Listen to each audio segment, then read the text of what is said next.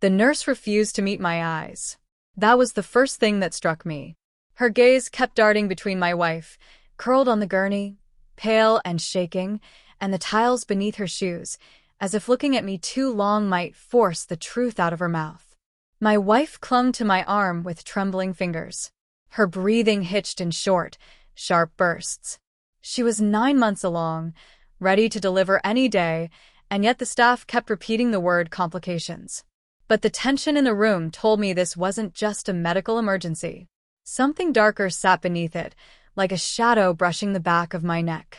When the doctor finally appeared, he didn't speak. He stood beside the monitor, staring long enough for the silence to turn suffocating. Then he motioned for 3 other physicians, not nurses, to join him. Their low, hurried whispers pulled the air tight around us. He drew me aside. "Sir, we need to ask you something." His voice wasn't the clipped tone of a professional.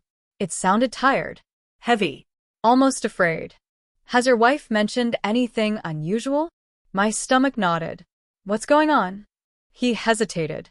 His eyes locked onto mine with a weight that made my skin crawl. "It's the baby." He didn't finish, not because he couldn't, but because he didn't have to. My heart supplied the ending on its own. "The baby isn't yours." The words hit me without ever being spoken. Between my wife's ragged breathing and the alarm flickering in every doctor's expression, a cold numbness slid up my spine, the kind that comes when truth stands close enough for you to smell its rot. I didn't yell. I didn't even blink. Inside, something clicked into place, quiet, icy, focused. When they stabilized her and moved her to another unit for observation, I found myself alone in a hallway that smelled of antiseptic and dread. The doctor's unfinished sentence replayed in a loop. "The baby isn't mine, viable, normal?" But his face had already told me exactly which word belonged there. I forced my breathing steady. I didn't rush to her bedside. I didn't collapse or demand explanations. Instead, my mind drifted back to the late-night messages she kept hidden under her pillow. The coworker, whose name suddenly appeared too often. The new lightness in her laugh, soft, distant, no longer meant for me.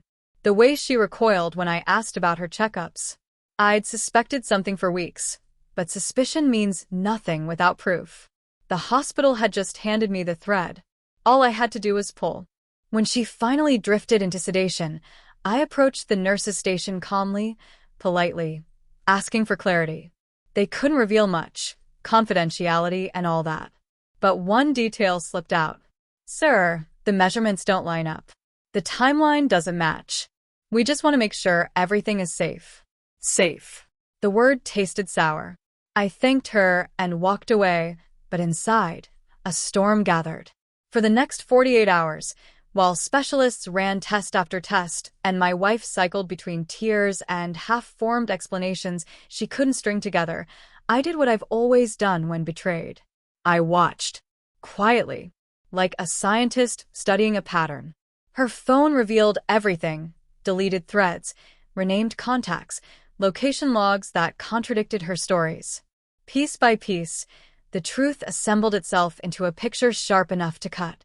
I ordered a private paternity test. Quiet. Fast. Untraceable. I told no one. When she asked why I seemed distant, I held her hand and nodded as if everything was fine. But inside, a hollow place widened until I could barely feel anything at all. The results arrived. 0% probability. Final. Brutal. Absolute. I walked into her room with the envelope dangling from my hand like a sentence. She looked up, eyes swollen, expecting comfort. I placed the papers on her lap. What is this?" she whispered. I didn't answer.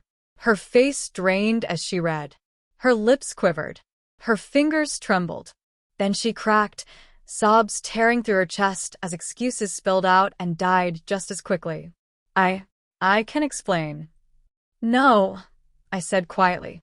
"You can't." She reached for me, desperate. I stepped back. That small movement shattered her more than any shouting could have. The next morning, she woke to an empty space where I had slept. My bag gone. The chair pushed neatly under the table. I left a single sentence beside her bed. "You lied for 9 months. I only needed one truth. No rage. No accusations. Just finality.